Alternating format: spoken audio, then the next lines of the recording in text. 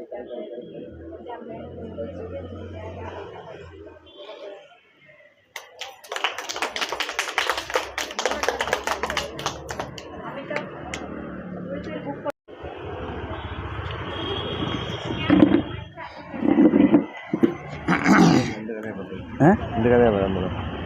കഠോപനിഷത്താണ് പറയാൻ പോകുന്നത്.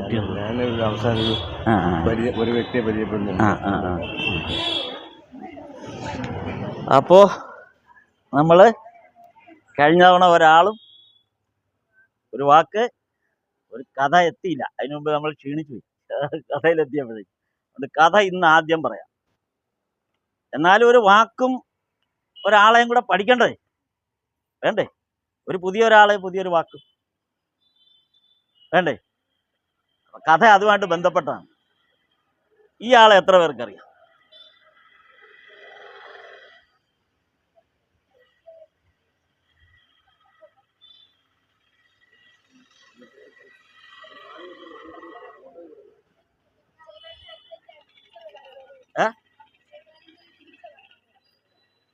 പറഞ്ഞോ.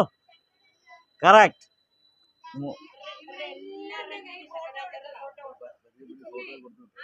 കുഴപ്പമില്ല, കുട്ടികളുടെ മെമ്മറിയിൽ നിൽക്കാൻ ബുദ്ധിമുട്ടുണ്ട്. ഇപ്പൊ ശങ്കരാചാര്യർ ഇനി മറക്കരുത്. ഇനി ഈ പടം കാണുമ്പോൾ മറക്കരുത് ശങ്കരാചാര്യർ. അപ്പൊ ശങ്കരാചാര്യർ എന്ന് പറഞ്ഞ ആളെ പഠിച്ചു. ഇനി ഒരു വാക്ക് പഠിക്കാം. ശങ്കരാചാര്യർ നമ്മുടെ ആളുകളെ പഠിപ്പിച്ച ഒരു വാക്കുണ്ട്. ശങ്കരാചാര്യർ നമ്മളെ പഠിപ്പിച്ച ഒരു വാക്കുണ്ട്. എന്താണെന്ന് അറിയാമോ ആ വാക്ക്? അദ്വൈതം. എന്താണ് ആ വാക്ക്? എന്നൂടെ പറഞ്ഞേ. അദ്വൈതം. അതിന്റെ അർത്ഥം എന്താ? അദ്വൈതം എന്നുള്ളതിന്റെ അർത്ഥം എന്താ?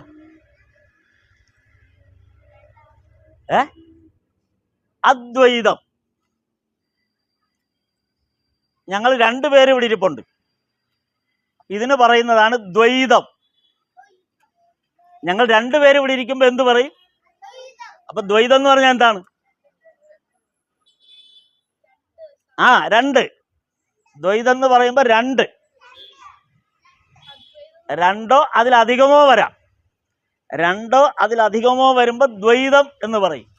അപ്പൊ അദ്വൈതം എന്താണ്? ഒന്ന്. അപ്പൊ ഒന്നാണ്. അപ്പൊ ശങ്കരാചാര്യർ നമ്മളെ പഠിപ്പിച്ച വാക്കെന്താ? ഒന്ന്. ഒന്ന് എന്നാണ് പഠിപ്പിച്ചത്. കുഞ്ഞുണ്ണി മാഷിന്റെ ഒരു കവിത അറിയാമോ ഒന്നിനെ കുറിച്ച്? കുഞ്ഞുണ്ണി മാഷിന്റെ ഒരു കവിത അറിയാമോ ഒന്നിനെ കുറിച്ച്? ഇങ്ങോട്ട് ശ്രദ്ധിച്ചെല്ലാവരും. കുഞ്ഞുണ്ണി മാഷ് പഠിപ്പിച്ച ഒന്നിനെ കുറിച്ച് ഒരു കവിത എന്താണ്? ഒന്നെന്ന് എങ്ങനെ എഴുതാം? എങ്ങനെ? കവിതയാണത്. ഒന്നെന്ന് എങ്ങനെ എഴുതാം? ഒന്ന് പറഞ്ഞത്. ഒന്നെന്ന് എങ്ങനെ എഴുതാം? പറഞ്ഞേ. ഒന്നെന്ന് ഇങ്ങനെ എഴുതാം. കുറിയൊരു വര, ഒറ്റ വര, ഒരു വര. ഒന്നെന്ന് എഴുതാൻ ഒരു വര വരച്ചാൽ മതി. അപ്പൊ ഒന്ന് എന്നുള്ളതിന് ശങ്കരാചാര്യർ പറഞ്ഞത് എന്തെന്നറിയാമോ? ശങ്കരാചാര്യർ പറഞ്ഞത്, ഇപ്പൊ നമുക്ക് ഇവിടെ ഇരുന്ന് ചിന്തിക്കുമ്പോൾ നമ്മുടെ അകത്തിരിക്കുന്ന ഇവിടെ ആരാ? ദേവി ആരാ? നമ്മുടെ ദേവി ആരാ? ഗോവിന്ദകുളങ്ങര അമ്മ. ഗോവിന്ദകുളങ്ങര അമ്മയും ഇവിടെ പുറത്തിരിക്കുന്ന നമ്മളും ഒന്ന്. ഇതാണ് ശങ്കരാചാര്യർ നമ്മളെ പഠിപ്പിച്ചത്. ഈശ്വരനും നമ്മളും ഒന്ന് തന്നെ. ഈശ്വരൻ വേറെയല്ല, നമ്മളിൽ നിന്ന് വേറെയല്ല, നമ്മൾ തന്നെയാണ് ഈശ്വരൻ. മനസ്സിലായില്ലേ? അങ്ങനെ പറഞ്ഞാൽ മനസ്സിലാവൂ. നമ്മൾ തന്നെയാണ് ഈശ്വരൻ എന്ന് പറഞ്ഞാൽ മനസ്സിലാവൂ.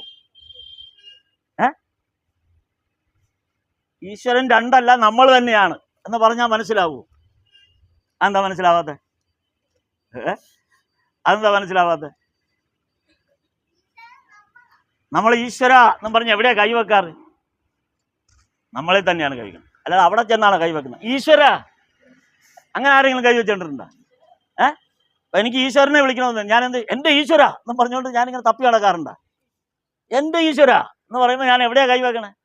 നമ്മുടെ ദേഹത്തല്ലേ കൈവെക്കുന്നത്? എന്താ നമ്മുടെ ദേഹത്ത് കൈവെക്കുന്നത്? നമ്മൾ ഈശ്വരനായതുകൊണ്ട് അല്ലേ? ഇതൊരു മൊബൈലാണ് എന്ന് പറയുമ്പോൾ മൊബൈലിലാണ് കൈവെക്കുന്നത്. ഇതൊരു കസേരയാണ്, കസേരയിലാണ് കൈവെക്കുന്നത്. ഇതൊരു തൂണാണ്, അപ്പോൾ തൂണിലാണ് കൈവെക്കുന്നത്. ഇതൊരു പുസ്തകമാണ്, ഇത് അപ്പോൾ പുസ്തകമാണ് നമ്മൾ കയ്യിലെടുക്കുന്നത്. ഇത് പാൻറ്റാണ്, ഷർട്ടാണ്, കണ്ണാടിയാണ്, വളയാണ്, മുട്ടായിയാണ്, എല്ലാം നമ്മൾ പറയുമ്പോൾ വേറൊന്നിലാണ് കൈവെക്കുന്നത്. പക്ഷെ നമ്മൾ ഈശ്വര എന്ന് വിളിക്കുമ്പോൾ എവിടെ കൈവെക്കും? നമ്മുടെ നെഞ്ചത്ത്, നമ്മുടെ ദേഹത്ത് കൈവെക്കും. അപ്പോൾ ഈശ്വരൻ എവിടെയായിരിക്കുന്നത്? ഇതന്നെ ശങ്കരാചാര്യർ പറഞ്ഞു. ശങ്കരാചാര്യ ഇത്രേ പറഞ്ഞോളൂ. പറഞ്ഞു മനസ്സിലായില്ലേ? ഇത്രയും ചെറുപ്പത്തിലെ ഞാനിത് കഴിഞ്ഞ തവണ ഇതുപോലെ ക്ലാസ് എടുത്തപ്പോഴേ ഒരാൾ ഇതുപോലെ ഒരുപാട് പേര് കേൾക്കുന്നു എന്ന് ഞാൻ പറഞ്ഞു. അപ്പം എന്നോട് ചോദിച്ചു, ഈ കുട്ടികളോട് ഈ ഇത്തരം കാര്യങ്ങൾ പറഞ്ഞാൽ അവർക്ക് മനസ്സിലാവുമെന്ന് ചോദിച്ചു. അപ്പം ഞാൻ പറഞ്ഞു, ഇനി അടുത്ത് പറയാൻ പോകുന്നത് ഇതിനേക്കാൾ കടുപ്പത്തിലാണ്.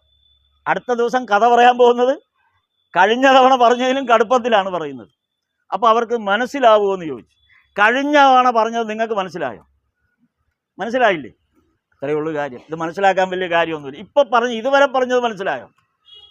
മനസ്സിലായില്ല, സംശയമൊന്നുമില്ല. അപ്പം ദ്വൈതം എന്ന് പറഞ്ഞാൽ എന്താണ്? രണ്ട്. അദ്വൈതം എന്ന് പറഞ്ഞാൽ എന്താണ്? ഒന്ന്. അപ്പം ഇനി ദ്വൈതവും അദ്വൈതവും മറക്കൂലല്ലോ. ഇതെന്തിനാണ് നിങ്ങളോട് ഇപ്പം പറയുന്നതെന്ന് വെച്ചാൽ, ഇപ്പം നിങ്ങൾക്ക് ഇതുകൊണ്ട് ഒരു ഗുണവുമില്ല. ഇപ്പം ഞാനിത് പറഞ്ഞതുകൊണ്ട് നിങ്ങൾക്കൊരു പ്രയോജനമില്ല. പക്ഷെ കുറേ കാലം കഴിയും, നിങ്ങളൊക്കെ വലുതാകും. അപ്പോൾ നിങ്ങളൊക്കെ ചേട്ടന്മാരെയും ചേച്ചിമാരെയും പോലെ വലുതാകും, അല്ലെങ്കിൽ ഈ അമ്മമാരെയും ഒക്കെ പോലെ നിങ്ങളും വലുതാകും. വലുതായി കഴിയുമ്പോൾ നിങ്ങളുടെ ഉള്ളിൽ ഏത് കിടപ്പുണ്ട്? ഈ പറഞ്ഞ വാക്കുകളെല്ലാം നിങ്ങളുടെ ഉള്ളിൽ കിടപ്പുണ്ട്. അതിനൊരു ഉദാഹരണം ഞാൻ പറഞ്ഞുതരാം. നമ്മുടെ നാട്ടിലൊരു ചെറുപ്പക്കാരനുണ്ടായിരുന്നു. ഞാൻ ആ പേര് പറയുന്നില്ല, പേര് പറയാതെ പറയാം. പേര് പറയേണ്ട കാര്യമില്ല. ആ ചെറുപ്പക്കാരൻ സ്കൂളിൽ പഠിച്ചുകൊണ്ടിരിക്കുന്ന കാലത്ത് അവൻ്റെ അമ്മയുടെ കയ്യിൽ ഒരു പുസ്തകം ഉണ്ടായിരുന്നു. ആ പുസ്തകം എടുത്ത് നോക്കിയപ്പം വിവേകാനന്ദൻ്റെ പുസ്തകമായി. സ്വാമി വിവേകാനന്ദൻ്റെ കഴിഞ്ഞ തവണ നിങ്ങളുടെ ഈ തന്നില്ലേ ആ പുസ്തകം. ആ പുസ്തകം ആരെങ്കിലും പിന്നെ നോക്കിയോ? എന്തോ നോക്കി? അറ്റ്ലീസ്റ്റ് ഒരു മറുപടിയെങ്കിലും പറയുന്നുണ്ട് ഒരു മോള്. ആ മോള് മിടിക്കുക കേട്ടോ, എല്ലാത്തിനും കൃത്യമായ മറുപടി പറയും. അപ്പോൾ നിങ്ങൾ ആ പുസ്തകം നോക്കിയോ? നോക്കിയോ? നോക്കിയോ? അതിലേതെങ്കിലും എന്തെങ്കിലും വായിച്ചോ? എന്താണ് വായിച്ചത്? നിങ്ങൾക്ക് വായിച്ചിട്ട് എന്തെങ്കിലും മനസ്സിലായോ? ഒന്നും മനസ്സിലായില്ല. മനസ്സിലാവണ്ട, മനസ്സിലാവാനല്ല തന്നത്. അപ്പം ആ പുസ്തകം പോലെ അതും വിവേകാനന്ദൻ്റെ പുസ്തകമാണെന്ന് മനസ്സിലായോ? ഈ വിവേകാനന്ദൻ്റെ പുസ്തകം ഈ കുട്ടിക്കും കിട്ടി. ഈ കുട്ടി ഈ പുസ്തകം ഇങ്ങനെ വായിച്ചു നോക്കിയപ്പോൾ എന്ത് മനസ്സിലായി? ഒന്നും മനസ്സിലായി. ആ കുട്ടിക്ക് ഒന്നും മനസ്സിലായില്ല. പക്ഷെ വളർന്ന് വലുതായി ഈ ഇന്ത്യ മഹാരാജ്യത്തിൻ്റെ ഭരിക്കുന്നവരുടെ അടുത്ത് വരെ എത്താൻ ആ കുട്ടിക്ക് കഴിഞ്ഞു. ഇന്ത്യ മഹാരാജ്യം ഇപ്പോൾ ഭരിക്കുന്നവരുടെ അടുത്തെത്താൻ, അതിൽ പങ്കാളിയാവാൻ ആ കുട്ടിക്ക് കഴിഞ്ഞു. ആ കുട്ടി ഇപ്പം അയാൾ വലുതായി ഈ പ്രദേശത്തൊക്കെ വരുന്നുണ്ട്. നിങ്ങളിനി കാണും അയാളെ. അതുവരെ അത് സസ്പെൻസ് ആയിരുന്നുണ്ട്. അപ്പോൾ ആ ആള് പറഞ്ഞ ഒരു മറുപടി, എന്തുകൊണ്ടാണ് എനിക്ക് ഈ ഇന്ത്യ മഹാരാജ്യം ഭരിക്കുന്നവരുടെ അടുത്ത് വരെ എത്താൻ കഴിഞ്ഞത്, അത്രയും നിർണായകമായൊരു സ്ഥലത്ത് എനിക്ക് എത്താൻ കഴിഞ്ഞത് എന്തുകൊണ്ടെന്ന് വെച്ചാൽ, ഞാൻ കുട്ടിക്കാലത്ത് സ്വാമി വിവേകാനന്ദൻ്റെ ആ പുസ്തകം വായിക്കാനിടയായി. അന്ന് എനിക്കിത് മനസ്സിലായില്ല, അപ്പം ഞാനത് കളഞ്ഞു. പക്ഷെ വളരും തോറും എൻ്റെ കയ്യിൽ കണ്ട ആ പുസ്തകത്തെക്കുറിച്ച് ഇങ്ങനെ ഒരു ഓർമ്മ മനസ്സിൽ കിടന്നു. പിന്നെ ഈ ചിത്രം എവിടെയെങ്കിലും കാണുമ്പോൾ, അയ്യോ ഇത് ഞാൻ പണ്ട് ഗോവിന്ദൻകുളങ്ങര അമ്പലത്തിൽ ഇരുന്നപ്പോൾ കിട്ടിയ ആളുടെ പടമാണല്ലോ എന്ന് വലുതാവുമ്പോൾ നിങ്ങളെപ്പോൾ ഓർക്കും? അന്നിത് കാണുമ്പോൾ ഓർക്കൂലേ? നിങ്ങൾ വലുതായി വിവേകാനന്ദൻ്റെ പടം എവിടെയെങ്കിലും കാണുമ്പോൾ നിങ്ങൾ ആദ്യം ഓർക്കുന്നത് എന്തായിരിക്കും? ഗോവിന്ദൻകുളങ്ങര അമ്പലത്തിൽ നമ്മൾ ഈ പുസ്തകം എനിക്ക് കിട്ടിയതിനെ കുറിച്ചായിരിക്കും. അന്ന് നിങ്ങൾ ആരായിരിക്കും? ചിലപ്പോൾ പത്തനംതിട്ടയുടെ കളക്ടറായിരിക്കും. അല്ലെങ്കിൽ ഇതുപോലെ വലിയ വലിയ ഉദ്യോഗത്തിലിരിക്കുന്ന ആളായിരിക്കും. അപ്പം അന്ന് നിങ്ങളെന്ത് പറയും? ഇങ്ങനെ ഗോവിന്ദകുളങ്ങര അമ്പലത്തിൽ ഞാനിങ്ങനെ കഥ കേൾക്കാൻ ചെന്നിരുന്നപ്പോൾ എനിക്കൊരു പുസ്തകം കിട്ടി. ആ പുസ്തകം സ്വാമി വിവേകാനന്ദൻ്റെതായിരുന്നു. അന്ന് അത് കണ്ടപ്പോൾ എനിക്ക് അന്നൊന്നും മനസ്സിലായില്ല. പക്ഷെ പിന്നീട് എനിക്കിത് മനസ്സിലായി.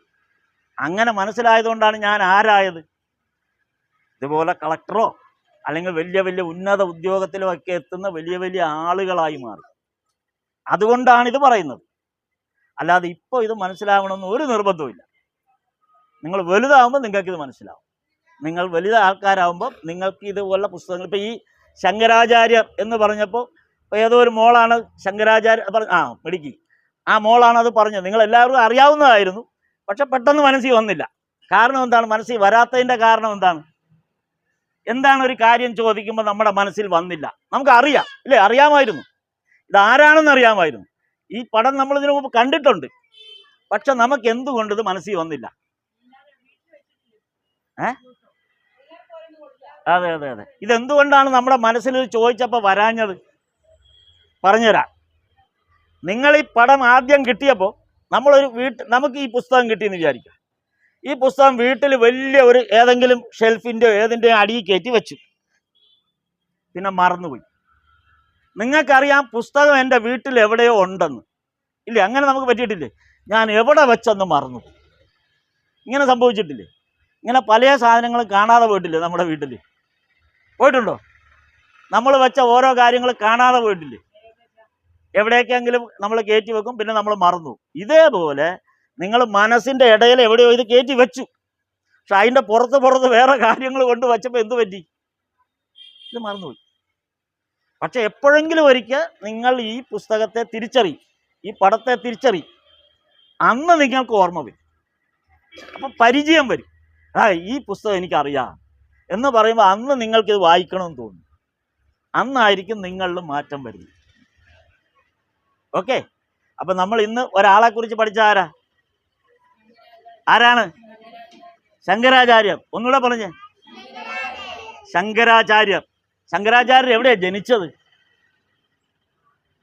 അമേരിക്കയിൽ അല്ലേ? ശങ്കരാചാര്യർ എവിടെയാ ജനിച്ചത്? പൊന്നുമോനെ അറിയാതെ ഞാൻ അവന്റെ മനസ്സിൽ അത് കയറും. അവസാനം കുറെ കഴിയുമ്പോൾ അവൻ പറയാം അത് അമേരിക്കയിൽ അല്ലേ? അമേരിക്കയിലല്ല. എവിടെയാണ്? കേരളത്തിലാണോ? മതിൽ ഭാഗത്താണോ? മതിൽ ഭാഗത്തല്ല എന്ന് ഉറപ്പായി. ഏതായാലും മതിൽ ഭാഗത്തല്ല, അറിയാമെങ്കിൽ നമുക്ക് അറിയാൻ പറ്റിയത് അല്ലേ? അപ്പൊ കേരളത്തിൽ എവിടെയാണ്? കാലടി.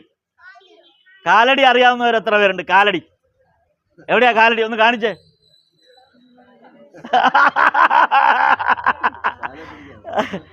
അവൻ എന്ത് പറഞ്ഞാലും കൈപൊക്കി. കാലടി അറിയാമല്ലോ. എവിടെയാണ് കാലടി? കാലടി എന്ന് പറഞ്ഞ സ്ഥലം എവിടെയാണ്? എറണാകുളം കേട്ടിട്ടുണ്ടോ? എറണാകുളം ജില്ലയിൽപ്പെട്ട ഒരു സ്ഥലമാണ് കാലടി. പെരിയാർ എന്ന് കേട്ടിട്ടുണ്ടോ?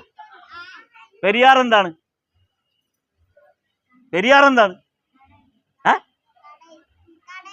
കടലോ? നദി. നദി നദി എന്ന് പറഞ്ഞ ആരാ? മോനാണോ പറഞ്ഞ? നദി. അപ്പോൾ പെരിയാർ എന്ന് പറയുന്ന ഒരു നദിയാണ്. എറണാകുളം ജില്ലയിലൂടെ പെരിയാർ കടന്നു പോകുമ്പം അതിൻ്റെ കരയിലുള്ളൊരു സ്ഥലമാണ് കാലടി. ആണോ? ആഹാ. പെരിയാറിൻ്റെ അടുത്താണ്. പെരിയാറിൻ്റെ അടുത്ത് എവിടെ? ആലുവ. ആലുവയിലെവിടെ? ദേശം. ഓക്കെ. എൻ്റെ അമ്മയുടെ നാടും ആലുവയാണ്, ദേശത്തിനടുത്താണ്. അപ്പോൾ പെരിയാർ കടന്നു പോകുന്ന ഏതിലൂടെയാണ്? എവിടെ കൂടെയാണ്? എറണാകുളം ജില്ലയിൽ ആ കടന്നു പോകുന്നതിൻ്റെ കരയിലുള്ള ഒരു സ്ഥലത്തിൻ്റെ പേരാണ് കാലടി. കാലടിയിൽ ആണ് ശങ്കരൻ ജനിച്ചത്. നിങ്ങൾ എപ്പോഴെങ്കിലും അമ്മയും അച്ഛനോടൊപ്പം യാത്ര പോകാൻ പോകുമ്പം പറയണം, എനിക്ക് കാലടിയിൽ പോകണം. അവിടെ പോയി കഴിഞ്ഞാൽ ശങ്കരൻ്റെ വീടും ആ ക്ഷേത്രമൊക്കെ ഇപ്പം കാണാം.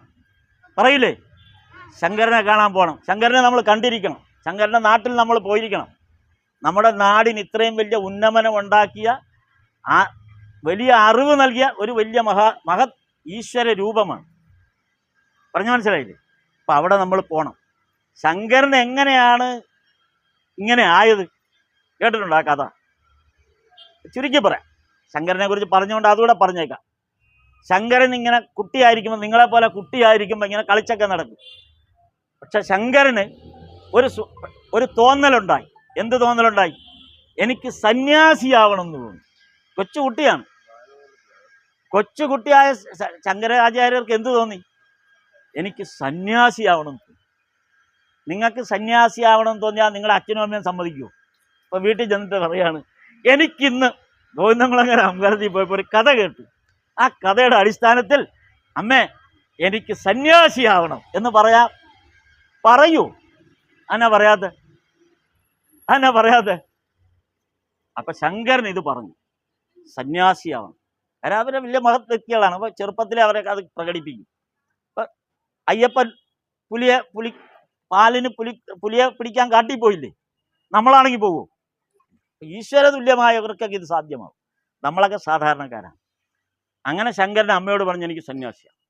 അമ്മ പറഞ്ഞു, ഒരു കാരണവശാലും സമ്മതിക്കില്ലെന്ന്.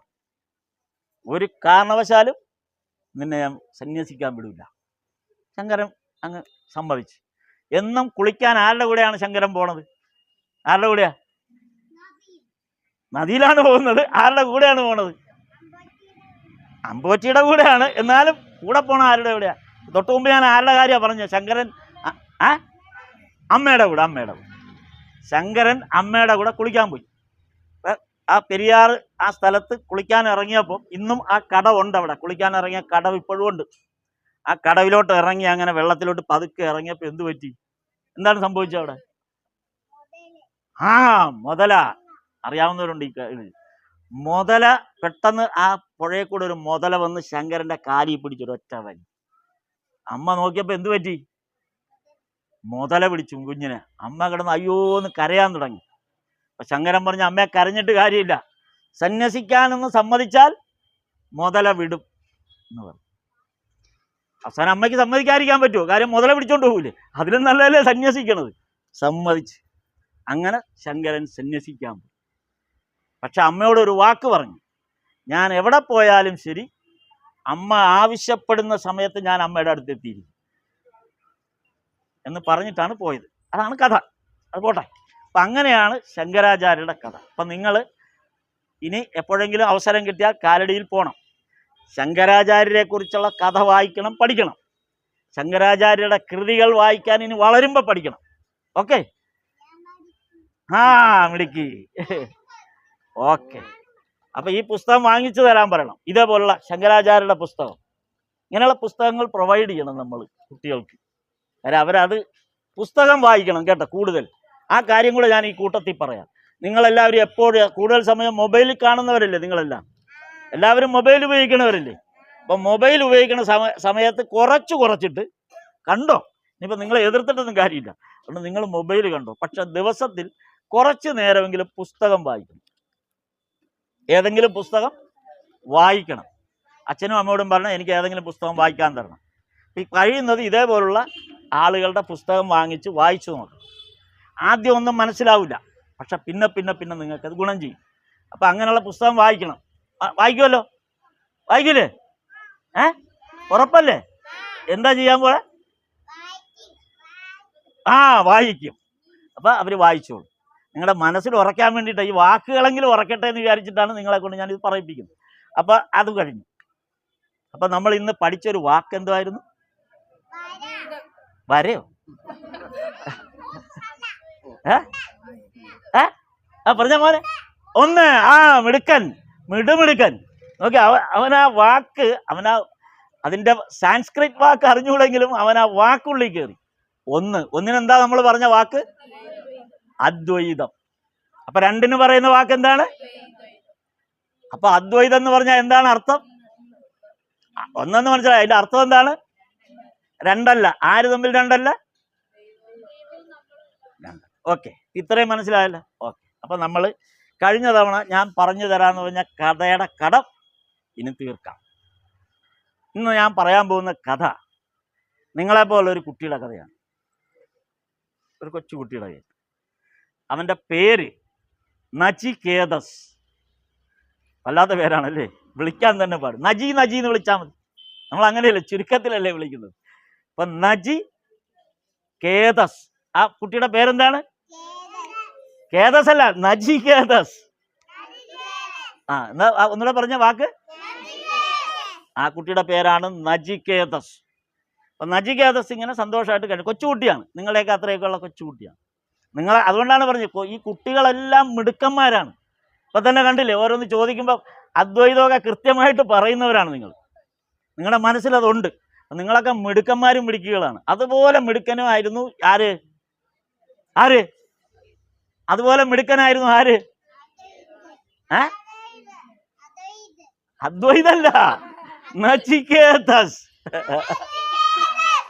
നചികേതസ്. നചികേതസ് ഇങ്ങനെ മിടുക്കനായിട്ട് പഠിച്ചൊക്കെ നടക്കുന്ന കാലത്ത് ഒരു ദിവസം നചികേതസിന്റെ അച്ഛൻ ഒരു തോന്നൽ തോന്നി.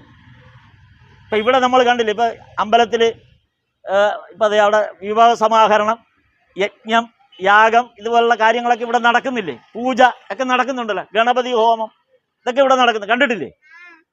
ഒരു അച്ഛന് തോന്നി, നചികേതസിന്റെ അച്ഛന് തോന്നി ഒരു ഹോമം നടത്തണം. എന്ത് നടത്തണമെന്ന് തോന്നി? ഒരു ഹോമം. അതൊരു വലിയൊരു ഹോമമാണ്. ഈ വലിയ ഹോമം നടത്തുന്നത് എന്തിനു വേണ്ടിയിട്ടാണെന്നറിയാം? മുഴുവൻ സ്വർഗപ്രാപ്തി ലഭിക്കാൻ വേണ്ടി. കാര്യം സ്വർഗപ്രാപ്തി എന്ന് പറഞ്ഞാൽ മനസ്സിലായ, സ്വർഗത്തിൽ പോവുക മാത്രമല്ല, അവിടെ കിട്ടാവുന്ന എല്ലാ ഐശ്വര്യവും ആർക്ക് കിട്ടും? നമുക്കും കിട്ടും. അങ്ങോട്ട് പോകേണ്ട കാര്യമില്ല, ഇവിടെ ഭൂമിയിൽ ഇരുന്നാൽ മതി. ഇവിടെ ഇരുന്ന് ആ മുഴുവൻ ഐശ്വര്യം ആർക്ക് കിട്ടും? നമുക്ക് കിട്ടും. അതിനുള്ള യാഗമാണ് നടത്താൻ തീരുമാനിച്ചത്. അപ്പം അതിനുള്ള ഹോമകുണ്ടമൊക്കെ ഒരുക്കി ഒരുപാട് പൂജാരിമാരെയും ബ്രാഹ്മണരെയും ഒക്കെ വിളിച്ചു വരുത്തി, ഒരുപാട് യാഗം നടത്താവുന്ന മഹർഷിമാരെയൊക്കെ വിളിച്ചു വരുത്തി. ഇപ്പം ഇവിടെ കണ്ടില്ലേ, ഇനിയിപ്പോൾ അടുത്ത ദിവസം ഇവിടെ ഒരുപാട് ആളുകൾ വരും. ഇതേപോലെ പന്തലൊക്കെ കെട്ടി ധാരാളം ആളുകളെയൊക്കെ വിളിച്ചു വരുത്തി യാഗം നടത്താൻ തുടങ്ങി. ഇപ്പം യാഗം നടത്താൻ തീരുമാനിച്ചു. ഈ യാഗത്തിനൊരു ചെറിയ പ്രത്യേകതയുണ്ട്. ഇവിടെ ഇപ്പം നമ്മൾ വേണ്ട എന്താ നടത്താൻ ഉദ്ദേശിക്കുന്നത്? ഇവിടെ നമ്മൾ സപ്താഹം നടത്താൻ ഉദ്ദേശിക്കുന്നത്. ഈ സപ്താഹത്തിൻ്റെ തുടക്കത്തിൽ നമ്മൾ ഇന്ന് ഇവിടെ നടന്ന ചടങ്ങ് നിങ്ങൾ കണ്ടായിരുന്നു. നിങ്ങളിവിടെ ആയിരുന്നല്ലേ? അപ്പുറത്തൊരു ചടങ്ങ് നടന്നു ഇന്ന്, ആദ്യമായിട്ട് ചടങ്ങ്. എന്താണത്? വിഭവ സമാഹരണം. അതായത് ഇതിനാവശ്യമുള്ള സാധനങ്ങളെല്ലാം ഇവിടെ കൊണ്ടുവരിക. അപ്പം അതിനെന്താ ചെയ്യുന്നത്? ഓരോരുത്തർ ഓരോന്നായിട്ട് കൊണ്ടു കൊടുക്കുകയാണ് ചെയ്യുന്നത്. ഈ യാഗം നടത്തുമ്പോൾ എന്ത് പറ്റും? ഈ യാഗം നടത്തണമെങ്കിൽ ഈ വരുന്നവർക്കൊക്കെ ഇതേപോലെ കൊടുക്കണം. ആരാണോ നടത്തുന്നത് അവരിതെല്ലാം ഈ വരുന്നവർക്ക് കൊടുക്കണം. ഈ യാഗത്തിൽ പങ്കെടുക്കാൻ വരുന്ന മഹർഷിമാർക്കും വലിയ ആചാര്യന്മാർക്കും എല്ലാം കൊടുക്കണം. കൊടുക്കുക എന്ന് പറഞ്ഞാൽ എന്തെങ്കിലും കൊടുത്താൽ പോരാ, നമുക്കുള്ള ഏറ്റവും സമ്പന്നമായതെല്ലാം കൊടുക്കണം, മുഴുവൻ കൊടുക്കണം. നമ്മുടെ കയ്യിൽ എന്താണോ ഏറ്റവും കൂടുതൽ നമുക്ക് സ്വന്തമായിട്ടുള്ളത് അതെല്ലാം കൊടുക്കണം. ഏറ്റവും വിലപിടിപ്പുള്ളത് വേണം കൊടുക്കാൻ. അല്ലാതെ എന്തെങ്കിലും ഇപ്പോൾ ഇങ്ങനെ കാണിക്കാനുള്ളതല്ല. നമുക്ക് വിലപിടിപ്പുള്ളതെല്ലാം ഈ വരുന്നവർക്ക് കൊടുക്കണം. ആര് കൊടുക്കണം? യാഗം നടത്തുന്ന ആൾ കൊടുക്കണം. അപ്പൊ ഇവിടെ ആരുടെ അച്ഛനാണ് യാഗം നടത്തുന്നത്? ആരുടെ അച്ഛനാണ്? നചികേതസിന്റെ അച്ഛനാണ്. അപ്പൊ നചികേതസിന്റെ അച്ഛൻ ഈ യാഗം നടത്തുമ്പോൾ അയാൾക്കുള്ളതെല്ലാം കൊടുക്കണം. അയാളൊരു പിശുക്കനായിരുന്നു. ഈ നചികേതസിന്റെ അച്ഛൻ ഒരു പിശുക്കനായിരുന്നു. നമ്മളെന്ത് ചെയ്യും? ഇപ്പൊ എന്തെങ്കിലും ദാനം ചെയ്യുമെന്ന് വയ്ക്കുമ്പോൾ പോക്കറ്റിൽ നോക്കിയിട്ട് ഇങ്ങനെ എടുത്തിട്ട് അതിൽ ഏറ്റവും കുറഞ്ഞ 1 രൂപ ദാനം കൊടുക്കുന്ന പോലെ ഈ നചികേതസിന്റെ അച്ഛൻ വിചാരിച്ച് നല്ലതൊന്നും കൊടുക്കണ്ട. അപ്പം അന്നത്തെ കാലത്ത് എല്ലാവർക്കും സമ്പത്തെന്ന് പറയുന്ന സാധനം പണമല്ല, രൂപയല്ല, അന്ന് പശുക്കളൊക്കെയാണ്. പശുക്കളും ഒരുപാട് കൃഷിസ്ഥലങ്ങളും ഉള്ളതാണ് സമ്പത്ത്. പശുക്കളാണ് പ്രധാനം. ഒരാൾക്ക് എത്ര പശു ഉണ്ടോ എന്നുള്ളതാണ് അയാളുടെ സമ്പത്തിൻ്റെ അടിസ്ഥാനം. അപ്പോൾ അയാൾ ഈ പശുക്കളെ കൊടുക്കാൻ തീരുമാനിച്ചു. അപ്പോൾ എങ്ങനെയുള്ള പശുക്കളെ കൊടുക്കാൻ തീരുമാനിച്ചു? നല്ല പശുക്കളെ കൊടുക്കണമെന്ന് തീരുമാനിച്ചോ അതോ മോശം പശുക്കളെ കൊടുക്കണമെന്ന് തീരുമാനിച്ചു? മോശം പശുക്കളെ കൊടുക്കണമെന്ന് തീരുമാനിച്ചു. അപ്പൊ അങ്ങനെ എല്ലുന്തി ചാവാൻ കിടക്കണ പശുക്കളെയൊക്കെ ഇങ്ങനെ കൊടുക്കുകയാണ്. അപ്പൊ ഈ നചികേതസ് ഇതേപോലെ ഇങ്ങനെ അവിടെ കണ്ടുകൊണ്ടിരിക്കുകയാണ്. ഇങ്ങനെ ഇതൊക്കെ അച്ഛൻ കാണിക്കണതും ഈ ആളുകൾ കാണിക്കണതൊക്കെ വീടിന്റെ വരാന്തയിൽ ഇരുന്ന് ഇതൊക്കെ ഇങ്ങനെ കണ്ടുകൊണ്ടിരിക്കുകയാണ്. അപ്പൊ നചികേതസ് നോക്കുമ്പോൾ ചാവാൻ കിടക്കണ പശുക്കളെയൊക്കെ ഇങ്ങനെ ഇവർക്ക് കൊടുക്കുകയാണ്. അപ്പൊ നചികേതസ് തിരിഞ്ഞു നോക്കിയപ്പോൾ അവരുടെ തൊഴുത്തിൽ നല്ല മുഴുത്ത പശുക്കൾ ധാരാളം നിൽക്കുന്നു. അതിനെയൊന്നും കൊടുക്കണില്ല, ഈ ചാവാലി പശുക്കളെയൊക്കെയാണ് ഇങ്ങനെ കൊടുക്കുന്നത്. അപ്പൊ നചികേതസിനൊരു സംശയം, ഈ അച്ഛനെന്താ ഇങ്ങനെ ചെയ്യണേ? അയാൾ ബുദ്ധിയുള്ള പയ്യനായിരുന്നു. ദേവനെ പോലെ ഇടയ്ക്കിടയ്ക്ക് ചോദ്യമൊക്കെ ചോദിക്കും. അവനെ പിള്ളേർ വിളിക്കനാണ്. അപ്പൊ അവനിടയ്ക്ക് ചോദിക്കില്ല ചില കാര്യങ്ങൾ, ഇപ്പൊ അവൻ പറഞ്ഞ പോലെയാണ്. അപ്പൊ അതേപോലെ ഈ നചികേതസ് പതുക്കെ അച്ഛൻ്റെ അടുത്ത് ചെന്നിട്ട്, അച്ഛാ ഈ ചാവാലി പശുക്കളെയാണ് കൊടുക്കണത്, അവിടെ നല്ല പശു ഇല്ലേ, അതിനെ കൊടുത്തൂടെ? അപ്പൊ അച്ഛൻ ഇതേപോലെ ഇങ്ങനെ ചുമ്മാ ഇരിക്കുക, മിണ്ടണില്ല. ചോ ആ നല്ല പശുക്കളെ കൊടുത്തൂടെ? അപ്പൊ അച്ഛൻ വീണ്ടും ഇതേപോലെ ഇരിക്കുകയാണ്. അച്ഛൻ അനങ്ങുന്നില്ല, അനങ്ങാപ്പാറയായിട്ടിരിക്കുക. ആരാ?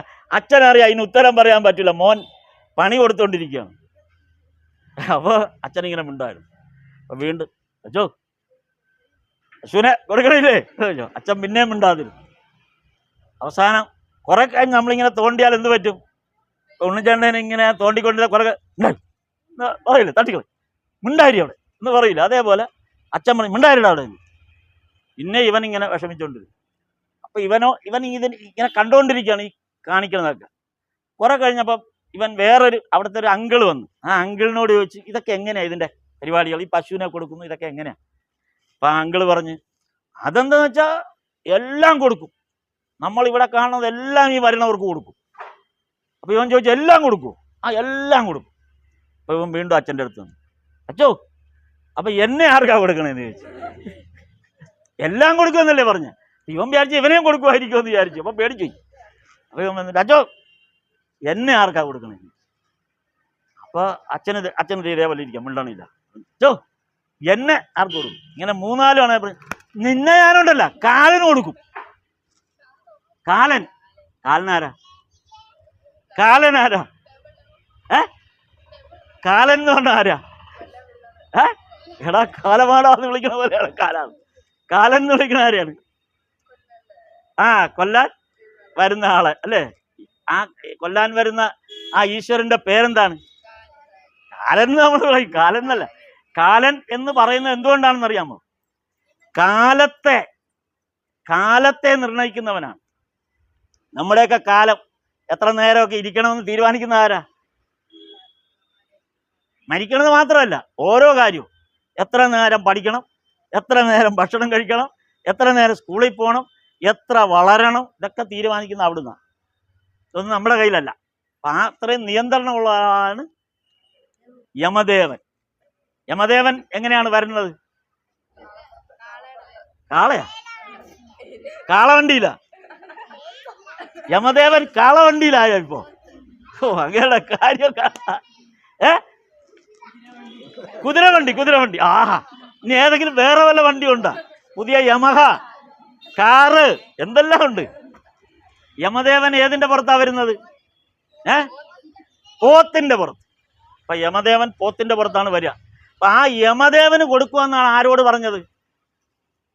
നചികേതസിനോട് അച്ഛൻ പറഞ്ഞത്. നിന്നെ ഞാൻ കാലന് കൊടുക്കും. നചികേതസ് വിചാരിച്ച്, ഇപ്പൊ ഞാൻ നിങ്ങൾക്ക് മുട്ടായി തരാം എന്ന് പറഞ്ഞാൽ ഉടനെ നിങ്ങളങ്ങ് വിശ്വസിക്കും. എൻ്റെ കയ്യിൽ മുട്ടായി കാണൂല എന്ന് പറഞ്ഞ പോലെ നചികേതസ് അപ്പോഴേ വിശ്വസിച്ചു. അയ്യോ, എന്നെ കാലന് കൊടുക്കാൻ തീരുമാനിച്ചു. അപ്പൊ ഇനി എന്താ ചെയ്യാ? അപ്പൊ നചികേതസ് പതുക്കെ എണീറ്റ്, വലിയ സങ്കടമായി. എഴുന്നേറ്റ് നേരെ എന്ത് ചെയ്ത്, നേരെ വീട്ടിൽ നിന്ന് ഇറങ്ങി ഒരൊറ്റ നടപ്പ്. വഴി പോണവരോട്, ചെറുക്കാൻ നീ എവിടെ പോണു നചികേതസേ? ഞാൻ കാലന്റെ അടുത്ത് പോവാണ്. നീ കാലന്റെ അടുത്ത് പോണം? ഞാൻ കാലന്റെ അടുത്ത് പോകണം. നീ ഇത്ര ചെറുപ്പത്തിൽ, ചെറുപ്പമൊന്നും കുഴപ്പമില്ല, കാലന്റെ അടുത്ത്. എൻ്റെ അച്ഛൻ എന്നെ അങ്ങോട്ട് പറഞ്ഞു വിട്ടതാണ്, അച്ഛൻ പറഞ്ഞു വിട്ടു, അതുകൊണ്ട് ഞാൻ പോവുകയാണ്. നചികേതസ് നടന്ന് എവിടെ ചെന്നു? കാലന്റെ സ്ഥലത്ത് ചെന്നു. കാലന്റെ സ്ഥലത്തിന്റെ പേരെന്താ? യമലോലം. യമലോകത്ത് ചെന്നു. അങ്ങനെ യമലോകത്ത് ചെന്നപ്പം ഗേറ്റ് നടന്നു പോവാ. ആ അതാണ് നചികേത, കഥയിൽ ചോദ്യമില്ല, നടന്നു പോവാ. ചോദ്യം ചോദിക്കാൻ പാടില്ല. ഞാൻ കഴിഞ്ഞ തവണ നിങ്ങളോടൊരു കാര്യം പറഞ്ഞു, എന്നോട് ചോദ്യം ചോദിക്കരുത്. ഞാൻ പറയണത് കേട്ടോണം, മനസ്സിലായില്ലേ? ചോദ്യം പാടില്ല. പണ്ട് അങ്ങനെയാണ്. ഇപ്പോഴാണ് നമുക്ക് പോകാൻ ബുദ്ധിമുട്ട്. പണ്ടെന്ന് വെച്ചാൽ നമുക്ക് വിചാരിക്കുമ്പോൾ പോകാൻ പറ്റും. അങ്ങനെ ഗുണമായിരുന്നു അല്ലേ? നമുക്ക് എവിടെയെങ്കിലും പോകണമെന്ന് അങ്ങനെ വിചാരിക്കുന്നത്, നമ്മൾ അവിടെ പോകുന്നു. ഏതായാലും ഇതൊക്കെ സാധ്യമാവും. അന്ന് അങ്ങനെയൊക്കെയാണ്, അങ്ങ് വിചാരിച്ചാൽ മതി. അപ്പോൾ അങ്ങനെ നടന്ന് അവിടെ ചെന്നു. യമലോകത്ത് യമന്റെ വീടിന്റെ മുമ്പിൽ ചെന്നു. വീട്ടിൽ ചെന്നപ്പം വീട് പൂട്ടിയിരിക്കുകയാണ്. അപ്പോൾ ഈ പയ്യൻ എന്ത് ചെയ്തു? പയ്യന്റെ പേരെന്താ? നചികേതസ്. പയ്യൻ ഈ വീടിന്റെ ഗേറ്റിന്റെ അവിടെ ഇങ്ങനെ നിൽക്കുകയാണ്, ആരെയും കാണുന്നില്ല. അപ്പൊ നമ്മൾ സാധാരണ ഒരു വീട്ടിൽ ചെന്ന് ആരെയും കണ്ടില്ലെങ്കിൽ എന്ത് ചെയ്യും? വിളിക്കും, അല്ലെങ്കിൽ തൊട്ടടുത്ത് ചോദിക്കും, ഇവിടുത്തെ താമസക്കാരൻ ഇവിടെ ഇല്ലേ എന്ന് ചോദിക്കൂലേ? അങ്ങനെ ഈ പയ്യൻ അവിടെ നിന്ന് ആരോടെ ചോദിച്ചത്, ഇവിടുത്തെ അങ്കിള് താമസം ഉണ്ടോ ഇവിടെ? അങ്കിൾ എവിടെ പോയി എന്ന് ചോദിച്ചു. പറഞ്ഞെടാ നീ എവിടെ നിന്ന് വരുന്നു? ഞാനിങ്ങനെ ഭൂമിയിൽ നിന്ന് വരുവാണ്. അയ്യോ, അങ്ങേര് 3 ദിവസം വേറെ പരിപാടിക്ക് പോയിരിക്കുകയായിരുന്നു. ഇനി 3 ദിവസം കഴിഞ്ഞേ വരൂ. ആര് വരൂ? കാലൻ 3 ദിവസം കഴിഞ്ഞേ വരൂ. വേറെ എന്തോ പ്രോഗ്രാമായിട്ട് പോയിരിക്കുകയാണ്. ഇനി 3 ദിവസം കഴിഞ്ഞേ വരൂ. അപ്പൊ ഇവൻ ആ വീടിന്റെ മുമ്പിൽ ഇങ്ങനെ നിന്നു. ഇനി അപ്പൊ പറഞ്ഞു, അവിടെ വന്നവര് പറഞ്ഞു, നീ വീട്ടിൽ പോ, അങ്ങേര് 3 ദിവസം കഴിയും, പിന്നെ വാ എന്ന് പറഞ്ഞു. ഇവൻ പറഞ്ഞു, ഞാൻ പോണില്ല. കാര്യം എൻ്റെ അച്ഛൻ എന്നെ ഇങ്ങോട്ട് പറഞ്ഞു വിട്ടതാ. അച്ഛൻ എന്നെ ഇങ്ങോട്ടാണ് ഏൽപ്പിച്ചത്. ഇനി എനിക്ക് ആരെ കണ്ടിട്ടേ പോകാൻ പറ്റൂ? കാലിനെ കണ്ടിട്ടേ എനിക്ക് മടങ്ങി പോകാൻ പറ്റൂ. അതുകൊണ്ട് ഞാൻ ഒരിടം പോകില്ല എന്നും പറഞ്ഞ് അവിടെ നിന്നു. അങ്ങനെ 3 ദിവസം അവൻ ആ ഗേറ്റിൽ തന്നെ നിന്നു. ഒരു തുള്ളി വെള്ളം കുടിച്ചില്ല, ഒരു ഭക്ഷണവും കഴിച്ചില്ല, ഉറങ്ങിയില്ല. ഒറ്റ നിപ്പാണ് ആ ഗേറ്റിന്റെ മുമ്പിൽ, ഒരേ നിപ്പ്. 3-ാം ദിവസമായപ്പോൾ ആര് വന്നു? കാലൻ. എങ്ങനെ വന്നു? പോത്തിന്റെ പുറത്ത് കയറി കാലൻ വന്നു. കാലൻ വന്നു നോക്കിയപ്പോഴാണ് ഒരാൾ വാതുക്കെ നിൽക്കുന്നു, ഒരു പയ്യൻ. അത് കൊച്ചു പയ്യൻ, ഇതേപോലെ ഒരു കൊച്ചു പയ്യൻ. കാലൻ ചെയ്ത്, മോനെ എവിടുന്ന് വരുന്നു? അപ്പോൾ ഞാനിങ്ങനെ ഇന്നടുത്തുനിന്ന് വരും. മോൻ എന്തിനാണ് വന്നത്? അത് അങ്കിളിനെ കാണാൻ വന്നതാണെന്ന്. എന്നെ കാണാനാ? ലോകത്താരും എന്നെ കാണാൻ വരാറില്ല, ഞാൻ അങ്ങോട്ട് ചെന്ന് കൊണ്ടുവരാതാണ് പറയുന്നത്. നീയാണ് ആദ്യമായിട്ട് എന്നെ കാണാൻ വന്നത്. ശരി, കാര്യം എന്താണ്? അപ്പോൾ പറഞ്ഞു, എനിക്ക് ചില കാര്യങ്ങൾ ചോദിക്കാനുണ്ട്, അതിനു വേണ്ടി. അല്ല, എൻ്റെ അച്ഛൻ ഇങ്ങനെ എന്നെ അങ്കിളിന് തരാൻ തീരുമാനിച്ചു. ആർക്ക് തരാൻ തീരുമാനിച്ചു? കാലന് തരാൻ തീരുമാനിച്ചു. അതുകൊണ്ട് ഞാനിങ്ങ് പോന്നതാണ്. കാലനിങ്ങനെ ആലോചിച്ചു, ഷെടാ ഇനിയിപ്പോൾ ഇവനെ എന്ത് ചെയ്യും? ഇവനിങ്ങ് വന്നിന് ഇവിടെ താമസിപ്പിക്കാൻ പറ്റൂ? സമയമാവാതെ അവിടെ ചെന്നാൽ താമസിക്കാൻ പറ്റൂലല്ലോ. സമയമാകുമ്പോൾ വിളിക്കുമ്പോഴേ പോകാൻ പറ്റും. ഇവനെ എന്ത് ചെയ്യുമെന്ന് ഇങ്ങനെ കാലൻ ആലോചിച്ചു. കാലൻ പെട്ടെന്നൊരു പേടിച്ചു. കാലൻ പെട്ടെന്ന്, സാധാരണ കാലിന് പേടി വരും, കാലിന് പേടിയൊന്നും വരും, പക്ഷെ കാലൻ ഇവനെ കണ്ട പെട്ടെന്ന് പേടിച്ചു പോയി. പേടിക്കാൻ കാരണം എന്താണെന്നറിയാമോ? ഇവൻ 3 ദിവസമായിട്ട് ഭക്ഷണം കഴിച്ചിട്ടില്ല. ഒരു കുഞ്ഞ് 3 ദിവസം ഭക്ഷണം കഴിക്കാതെ നമ്മുടെ അടുത്തിരുന്നാൽ നമുക്ക് പേടിയാവൂലേ? ആ കുഞ്ഞിന് വല്ലതും പറ്റുമെന്ന് പേടിക്കൂലേ? അമ്മമാരാണെങ്കിൽ എന്ത് ചെയ്യും? നിങ്ങൾ ഒരു നേരം കഴിച്ചില്ലെങ്കിൽ വിടുവോ? കഴിഞ്ഞ തവണ ഞാൻ പറഞ്ഞായിരുന്നു 3 നേരം ആഹാരം ചോദിച്ച് മേടിച്ച് കഴിക്കണമെന്ന്. എല്ലാവരും കഴിക്കുന്നില്ലേ? 3 നേരം കഴിക്കുന്നുണ്ടോ? നല്ലോണം കഴിക്കുന്നുണ്ടോ? ഭക്ഷണം നല്ലോണം കഴിക്കുന്നുണ്ടോ? അതോ വേണ്ടെന്ന് വെക്കാറുണ്ടോ? ഉണ്ടോ? ഭക്ഷണം നല്ലോണം കഴിക്കുന്നുണ്ടോ? നല്ലോണം കഴിക്കണം. അപ്പൊ എന്തായാലും ഈ കുഞ്ഞ് ഭക്ഷണമൊന്നും കഴിക്കാതെ 3 ദിവസം നിന്നതുകൊണ്ട് കാലൻ അങ്ങ് വല്ലാതായി. കാലൻ അങ്ങനെ ആലോചിച്ചപ്പോൾ അന്നത്തെ കാലത്ത് ഒരു നിയമമുണ്ട്, ഇന്നും ആ നിയമമുണ്ട്. നമ്മുടെ വീട്ടിൽ വരുന്ന ഒരാൾക്ക് നമ്മൾ ഭക്ഷണം കൊടുത്തിരിക്കണം. നമ്മുടെ വീട്ടിൽ വരുന്ന ഒരാൾക്ക് നമ്മൾ ഭക്ഷണം കൊടുത്തിരിക്കണം. കുറഞ്ഞ പക്ഷം ഒരു ഗ്ലാസ് വെള്ളമെങ്കിലും കൊടുത്തിരിക്കും. അയാൾ പറയാണ്, എനിക്ക് ഭക്ഷണം വേണ്ട, വയറ് നിറഞ്ഞിരിക്കുകയാണെന്ന് പറഞ്ഞാൽ പോലും നമ്മളെ അന്വേഷിച്ച് വരുന്ന ഒരാൾക്ക് നമ്മൾ എന്ത് ചെയ്യണം? ഒരു ഗ്ലാസ് വെള്ളമെങ്കിലും കൊടുത്തിരിക്കണം. അറിയാമോ? ഒരു ഗ്ലാസ് വെള്ളം. ഇന്ത്യൻ കോഫി ഹൗസിൽ പോയിട്ടുണ്ടോ നിങ്ങൾ ആരെങ്കിലും? ഇന്ത്യൻ കോഫി ഹൗസ് കേട്ടിട്ടുണ്ടോ? പോയിട്ടുണ്ട്. ഇന്ത്യൻ കോഫി ഹൗസിൽ പോയിട്ടുണ്ട്. മറ്റേ കിരീടമൊക്കെ വെച്ച് കണ്ടിട്ടില്ലേ? അവിടെ ചെല്ലുമ്പോൾ ആദ്യം തരുന്നത് എന്താണ്? ഒരു ഗ്ലാസ് വെള്ളം. നിങ്ങൾ എന്ത് വേണമെന്ന് അവർ ചോദിക്കാറില്ല, നിങ്ങളുടെ മുമ്പിൽ ഒരു ഗ്ലാസ് വെള്ളം കൊണ്ടുപോകും. അതാണ് അതിഥി മര്യാദ എന്ന് പറയുന്നത്. എന്ത് മര്യാദ? അതിഥി മര്യാദയാണ്. ഒരു അതിഥി വന്നാൽ ആ അതിഥിക്ക് ചോദ്യം പോലും ചോദിക്കാതെ ആദ്യം ഒരു ഗ്ലാസ് വെള്ളം കൊടുക്കും. അങ്ങനെ കൊടുത്തില്ലെങ്കിൽ നമുക്കതിൻ്റെ ദോഷമുണ്ടാവും. മനസ്സിലായില്ലേ? അപ്പം ഒരു ഗ്ലാസ് വെള്ളം, വെള്ളത്തിന് വേറെ പഞ്ഞമൊന്നുമില്ലല്ലോ. അല്ല ഒരുപാട് ഇഡ്ഡലിയോ ദോശയോ മസാല ദോശയോ ഒന്നും കൊടുക്കണമെന്നല്ല പറഞ്ഞത്. ഒരു ഗ്ലാസ് വെള്ളം ചോദിക്കാൻ പോലും നിൽക്കരുത്, ഒരു ഗ്ലാസ് വെള്ളം. അപ്പം ഇവിടെ കാലൻ പേടിക്കാൻ കാരണം എന്താ? 3 ദിവസമായിട്ട് ഇവൻ ഒരു തുള്ളി വെള്ളം കുടിച്ചിട്ടില്ല. അപ്പൊ അതിന്റെ പാപം ആർക്ക് കിട്ടും? കാലന് കിട്ടും. അപ്പൊ കാലന് അതിൽ നിന്നൊരു മോചനം വേണ്ടേ? ഇവനെ വെള്ളം കൊടുക്കാഞ്ഞതിന്റെ മോചനം കിട്ടാൻ വേണ്ടി കാലൻ തിരിച്ച് ഇവനൊരു ഓഫർ വെച്ചു. നീ 3 ചോദ്യങ്ങൾ ചോദിക്കും, 3 വരം. വരം എന്ന് പറഞ്ഞാൽ മനസ്സിലാവുമല്ലോ, ദൈവങ്ങളെല്ലാം നമുക്ക് വരം തരും. 3 വരം തരാം. ഈ 3 വരം നീ ചോദിച്ചിട്ട് നീ ദയവ് ചെയ്ത് നിന്റെ അച്ഛൻ്റെ അടുത്ത് പോകും. 3 വരം തരാം. അപ്പൊ ഇവൻ പറഞ്ഞു, എന്നാ ശരി 3 വരമെങ്കിൽ വരം. നമ്മളോടാണ് ഒരു 3 വരം ചോദിക്കണമെങ്കിൽ, അപ്പൊ നിങ്ങളോടാണ് ചോദിക്കുന്നത്. 3 വരം തരാം എങ്കിൽ ആദ്യത്തെ വരം എന്ത് ചോദിക്കും?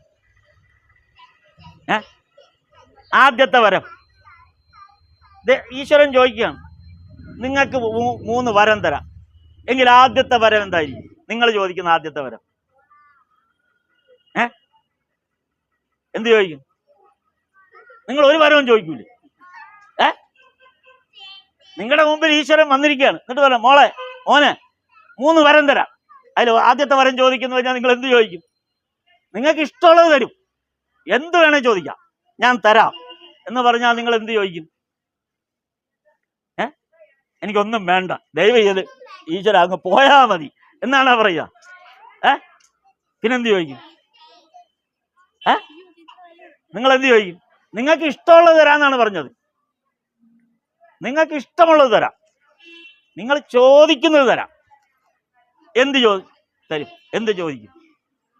അപ്പൊ ഞാൻ പറയാണ് നിങ്ങളോട്, നിങ്ങൾക്ക് ഇഷ്ടമുള്ളത് ഞാനിപ്പോൾ തരാം, നിങ്ങൾ എന്ത് ചോദിക്കും എന്നോട്? നിങ്ങൾക്ക് ഇഷ്ടമുള്ളത് ചോദിക്കാം, ഞാനിപ്പോൾ തരും എന്ന് പറഞ്ഞാൽ നിങ്ങൾ എന്ത് ചോദിക്കും? പിടികിട്ടല്ലോ അല്ലേ? എന്താ ചോദിക്കേണ്ടതെന്ന് അറിയില്ല. കുഴപ്പമില്ല. ഇപ്പം മനസ്സിലായോ കുഴപ്പം? നമ്മുടെ എന്താണ്? നമുക്ക് ഇഷ്ടമുള്ളത് കിട്ടാനുള്ള സാധ്യത ഉണ്ടെങ്കിൽ പോലും ചോദിക്കാൻ അറിയില്ല. അപ്പം ആദ്യം വേണ്ടത് എന്താണ്? ചോദിക്കാൻ പഠിക്കണം. ആദ്യം വേണ്ടത് എന്താണ്? ചോദിക്കാൻ പഠിക്കണം. ചോദിക്കാൻ പഠിക്കണമെങ്കിൽ എന്ത് വേണം? എന്ത് വേണമെന്ന് നമ്മൾ ആദ്യം അറിയണം. നിങ്ങൾക്ക് പരീക്ഷയ്ക്ക് നല്ല മാർക്ക് വേണമെന്ന് ചോദിച്ചൂടെ? എന്നിട്ട് എന്നാ ചോദിക്കാഞ്ഞ്? നല്ല ഡ്രസ്സ് വേണമെന്ന് ചോദിച്ചൂടെ? അതൊന്നും വേണ്ടേ? നിങ്ങളൊക്കെ സർവസംഘ പരിത്യാഗികളാണ്, ഒരാഗ്രഹവും ഇല്ലാത്ത കുട്ടികളാണ് അല്ലേ? അപ്പൊ ഏതായാലും നചികേതസിനോട് യമൻ പറഞ്ഞു, 3 വരം തരാം, ആദ്യത്തെ ചോദിച്ചോളാം. നചികേതസ് ആലോചിച്ചപ്പോഴാണ് അവൻ പേടിച്ചുപോയി. അവനും പേടിച്ചുപോയി. എന്തെന്നറിയാം? അവൻ വീട്ടിൽ നിന്ന് അച്ഛനറിയാതെയാണ് വന്നേക്കുന്നത്. തിരിച്ചവിടെ ചെല്ലുമ്പോൾ എന്ത് സംഭവിക്കും?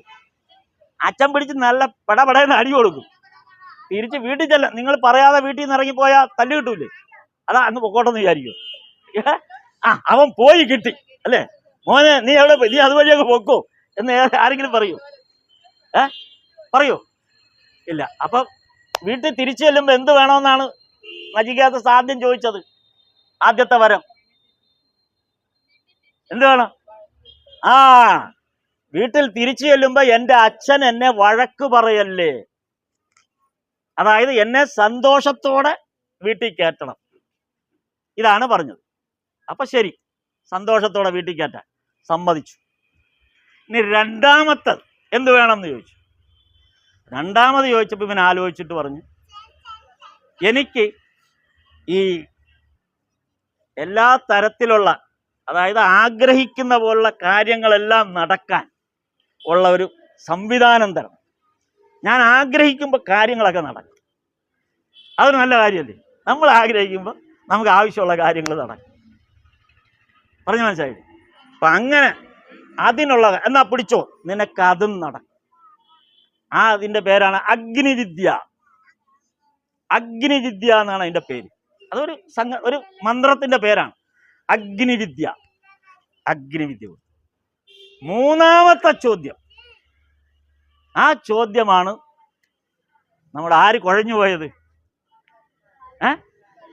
കാലം കുഴഞ്ഞു പോയി. കാലന്റെ ശരിക്കുള്ള പണി എന്താ? കാലന്റെ പണി എന്താ? കാലന്റെ ജോലി എന്താ? പറ, കാലന്റെ ജോലി എന്താ? ജീവൻ എടുത്തോണ്ട് പോകും എന്നല്ലേ നമ്മൾ പറയാ. കാലം വരുന്നു, നമ്മുടെ ജീവൻ സമയമാകുമ്പോൾ എടുത്തോണ്ട് പോകും. അപ്പൊ കാലന്റെ ഒരേ ഒരു പണി എന്താണ്? ഈ ജീവൻ എപ്പോഴാണ് എടുക്കേണ്ടത്, ആ ജീവൻ എപ്പോഴാണ്, ഓരോ ജീവനെ നോക്കിയിട്ട് ഇതൊക്കെ കുറിച്ച് വെച്ചിട്ടുണ്ട്. വീടിന്റെ മുമ്പിൽ വരും, ഇവന്റെ സമയമായോ? ആയില്ല, അടുത്ത ആളുടെ പേരെടുക്കും. വോട്ടേഴ്സ് ലിസ്റ്റ് പോലെയാണ്. നമ്മൾ വോട്ടേഴ്സ് ലിസ്റ്റ് കണ്ടില്ല? ഇപ്പം കഴിഞ്ഞ ദിവസം വോട്ട് ചെയ്യാൻ നേരത്തെ ഓരോരുത്തർ കൊണ്ട് വായിക്കില്ലേ, അതേപോലെ വീടിൻ്റെ വാതുക്കെ വരും. ഈ വീട്ടിൽ താമസിക്കുന്ന ഇവന് സമയമായ? ഇല്ല, അവന് കുറെ കൂടെ സമയമുണ്ട്. അങ്ങനെ ഓരോരുത്തരെയും സെലക്ട് ചെയ്ത് കൊണ്ടുപോകും. ഇതാണ് പരിപാടി.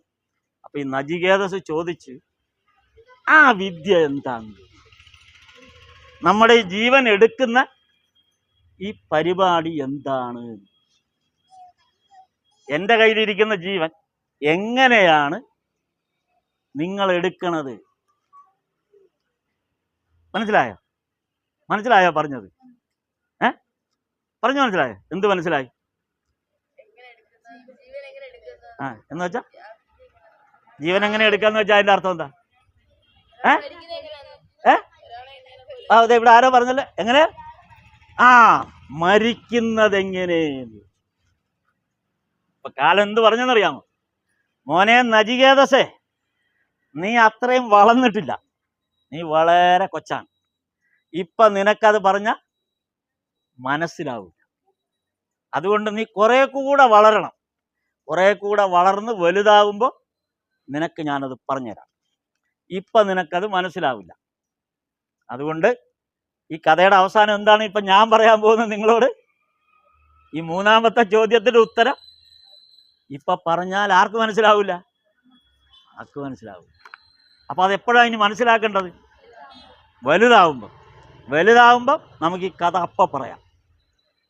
ഇവിടെ വെച്ച് നമ്മൾ ഈ കഥ അവസാനം, മൂന്നാമത്തെ വരത്തിന്റെ കഥ ഇനി നമ്മൾ വലുതാകുമ്പോഴേക്കും പഠിക്കും. ഈ പറഞ്ഞ കാര്യങ്ങൾ മനസ്സിലുണ്ടല്ലോ, ബാക്കി കാര്യങ്ങളെല്ലാം മനസ്സിലുണ്ടല്ലോ, ഉറപ്പാണല്ലോ? ഈ ആളെ മറക്കൂലല്ലോ? ഇല്ല. നേരത്തെ പറഞ്ഞ ആളുടെ പേരെന്താണ്? കഴിഞ്ഞ തവണ രണ്ടുപേര്. അന്ന് പഠിച്ച വാക്കിന്റെ അർത്ഥം എന്താണ്? അത് വാക്കെന്താണ്? എക്ടസ്. ഇന്ന് പഠിച്ച വാക്കെന്താണ്? ഓക്കെ. അപ്പൊ ഇന്നത്തെ ക്ലാസ് നമുക്കിവിടെ നചികേതസിന്റെ കഥ ഇഷ്ടപ്പെട്ടോ? ആ കഥ എഴുതിയിരിക്കുന്ന പുസ്തകത്തിന്റെ പേരൂടെ ഞാൻ പറഞ്ഞുതരാം. കഠോപനിഷത്ത്. എന്താണ്? കഠോപനിഷത്ത്. വലിയ വലിയ കുറേ പ്രായമൊക്കെ ആകുമ്പോഴാണ് ആളുകൾ ഈ ഉപനിഷത്തൊക്കെ പഠിക്കുന്നത്. അപ്പൊ എൻ്റെ മുമ്പിൽ ഇരിക്കുന്നതെല്ലാം കൊച്ചു കൊച്ചു കുഞ്ഞുങ്ങളാണ്. ഈ വാക്ക് നിങ്ങൾ മറക്കണ്ട. കുറേ കഴിയുമ്പോൾ നിങ്ങളുടെ ഉള്ളിൽ എവിടെയെങ്കിലും വെച്ച് നിങ്ങൾ ഈ വാക്ക് കേൾക്കും. കഠോപനിഷത്ത് എന്നുള്ള വാക്ക് കേൾക്കുമ്പോൾ അന്ന് ഓർക്കണം, ഓ ഇതാണ് നചികേതസിന്റെ കഥ. ഓക്കെ. അതുപോലുള്ള പുസ്തകങ്ങളൊക്കെ വായിക്കാൻ, പഠിക്കാൻ ശ്രമം തുടങ്ങണം. ഇപ്പോഴേ തുടങ്ങണം ശ്രമം. ഓക്കെ. എങ്കിൽ നമുക്കെല്ലാം വലിയ വലിയ മിടുക്കന്മാരാകാം. നമുക്ക് നമ്മുടെ നാടിൽ നമ്മുടെ നാടിന് ഉയർച്ച ഉണ്ടാക്കാൻ പറ്റും. നമ്മളിവിടുന്ന് നേരെ വിസ എടുത്ത് വിദേശത്തൊന്നും പോകേണ്ട ആവശ്യമില്ല. നമുക്ക് നമ്മുടെ നാട്ടിൽ ജീവിക്കാനും നമ്മുടെ നാട്ടിൽ വലിയ വലിയ ആളുകളാവാനും നമ്മുടെ നാടിനെ നന്നാക്കാനും പറ്റും. അങ്ങനെ ഒരു തീരുമാനം എടുക്കുമല്ലോ. ഓക്കെ. അപ്പോൾ നമുക്ക് ഈ കഥ അവസാനം.